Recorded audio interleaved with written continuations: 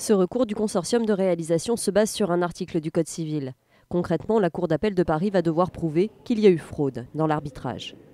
Ça signifie qu'enfin, on va connaître la vérité dans ce dossier avec des magistrats professionnels qui vont statuer pour savoir si oui ou non cette sentence a été rendue de manière frauduleuse. Ce qu'il faut comprendre, c'est que le gouvernement précédent avait progressivement écarté tous les recours possibles contre cet arbitrage parce qu'il voulait absolument éviter que la Cour d'appel de Paris puisse se prononcer.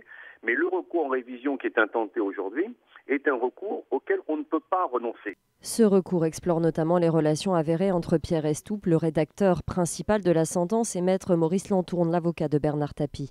Une procédure qui devrait prendre entre 1 an et 1 an et demi et qui pourrait avoir de lourdes conséquences sur le patrimoine de l'homme d'affaires.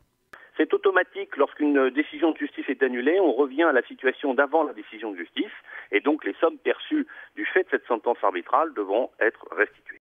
Le CDR, chargé de gérer l'héritage du Crédit Lyonnais, s'était porté partie civile le 4 juin pour accéder au dossier d'instruction et connaître les conditions dans lesquelles l'arbitrage avait été rendu en 2008.